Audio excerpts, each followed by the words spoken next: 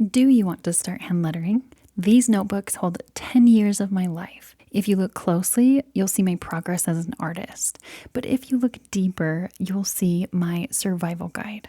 Hello, lettering friend. I'm Sarah from Ensign Insights, and in this video, I'm sharing my 10 years of journals flip through. Also, how Instagram built me and broke me, finding calm in lettering, and how to start your own lettering journal today in 3 easy steps. It started here in 2016. This was originally just a bullet journal to help me through a hard time, but honestly, I was more obsessed with the headers than actual planning. I started designing quotes in this little app I found. I fell in love with letters, and my designer brother told me if I wanted to get good with designing words, I should learn calligraphy. I had no idea that my life was about to change. I was a high school teacher and we had a tiny budget, so I didn't have any fancy tools.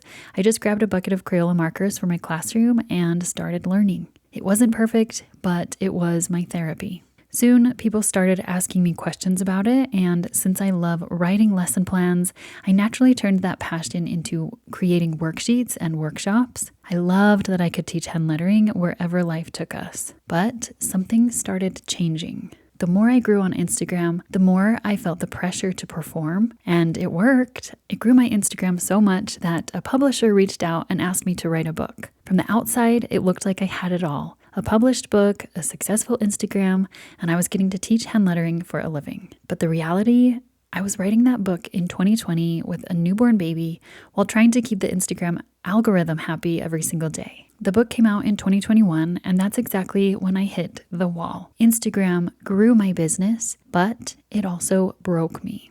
For 4 years, I didn't keep a journal. I got caught in the Instagram trap. I stopped creating for me and started creating for the algorithm. I was so focused on, is this video good enough or will this get likes, that I let go of the reason I started hand lettering in the first place, simply to create for the joy of it. I had turned my therapy into a performance, and honestly, my creativity was struggling. Even while I was writing the book, I could feel the burnout coming.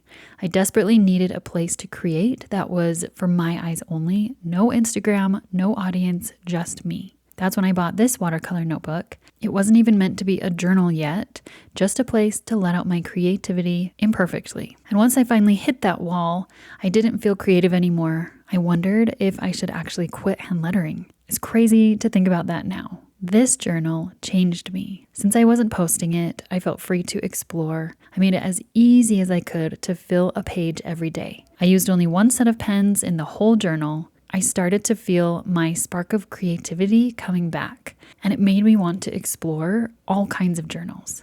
I did a collage journal, I tried weird layouts, I was free to create whatever I felt like in the moment. I started asking myself, how can I actually teach this feeling? How can I keep teaching hand lettering while also using a journal to make it feel this good? So I made a choice. I stopped posting on Instagram. I've lost over 30,000 followers since then, and honestly, I gained my life back. I kept posting here on YouTube because this felt like a safe space, a place to go deep instead of just scrolling by, a place to connect with you that wasn't overwhelming. I spent these last few years just experimenting, trying different mediums, always coming back to my love of brush pens and markers, and quietly figuring out the answer to that big question: how do I teach this? Hand lettering basics in a journal to get that calm feeling. In 5 years, I've filled 10 journals completely, and I have many other partially filled journals as well. Filling these pages is my therapy again, just like it was in 2016, but there is one major difference. Back then, I started chasing something outside of myself for validation. Now, I don't need the likes to validate my art anymore. The calm I feel when I put pen to paper in my journal, that's the only validation that matters. I know this is not everyone's story with Instagram, but it is mine. If I were to go back to Instagram again, and I'm not saying I will, but if I do, I would do it differently to protect my creativity. Creativity is one of the most valuable tools we have in this world, whether that's the way we get through a difficult season, or making yummy foods for our family, or curating beautiful spaces in our homes, standing up for the things that are important to us. Creativity is something we should nurture and grow. The creative hand lettering that we do in our journal helps us show up as our best selves in our lives. And here I am now, 10 years later, ready to show you exactly how you can find that creative calm too in your own hand lettering journal. If I were starting a calm lettering journal today, knowing what I know now, here are the only 3 things I would focus on. First, I would decide upfront that this journal is private. This is your secret garden. The moment you think, what is someone else going to think about this? You stop taking risks. We have to remember creativity over perfection. Give yourself permission to make bad art, to scribble, to make mistakes. That is where the calm lives. Maybe you'll be excited to share some of your work at some point, but what lives in this book is yours first. Second, use what you have. You don't need the nice studio setup. I used to think I need the fancy organization and all the best supplies. Actually, you don't need all of that. If I started today, I'd grab a journal and a small pouch of pens, and that's it.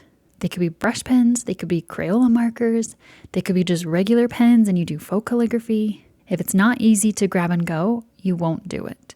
Make it so easy that you can letter in the small pockets of your day, not just when you have a perfect hour. Remember, my first journal is from Walmart and I used the markers that I already had. You don't have to know everything right now. Finally, keep it simple. If you feel a little uncomfortable with your hand lettering, the best thing you can do is just start filling pages. You don't need a long quote. Letter a single word. Maybe fill a page with a single letter. Or try out a few different alphabets. If you only have 5 minutes, do a 5-minute page. The goal isn't a masterpiece. The goal is just filling the page. You don't have to know everything there is to know about hand lettering before you can start filling your journal. Now look, I know you might not be recovering from Instagram burnout like I was. You might not be feeling the pressure to feed the algorithm, but maybe you feel that pressure from your job. Maybe you're overwhelmed by motherhood. Maybe you're feeling that creative burnout that I was feeling. And maybe you just feel like your brain never actually turns off. The truth is, the noise is everywhere. The journal doesn't care where your stress comes from. It just gives you a place to put it down. And the more we create, the more creative we feel. Sometimes we just need a little help getting started. And that's exactly why I built my new course. It took me 10 years, a season of burnout, and a lot of empty pages to figure out this system of calm lettering. But you don't have to wait 10 years. I've taken everything I know about teaching the basics of hand lettering and creating actual calm in these journals and put it all into my brand new course, Hand Lettering for Beginners 30-day course. It's designed to help you skip the frustration and go straight to the part where lettering feels like therapy. I've organized it into 30 bite-sized days so you can fit it into even the busiest seasons. We cover the very basics while also getting into different lettering styles and unique projects. But most importantly, you'll be filling your journal from day one. No more staring at a blank page, wondering where to start. If you're ready to start your own hand lettering journal, I'd love to help you fill your first page.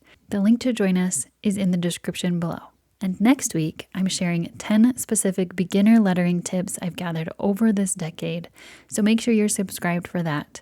But right now, if you want to see exactly how to fill a notebook when you have 0 ideas, watch this video next. I'll see you there.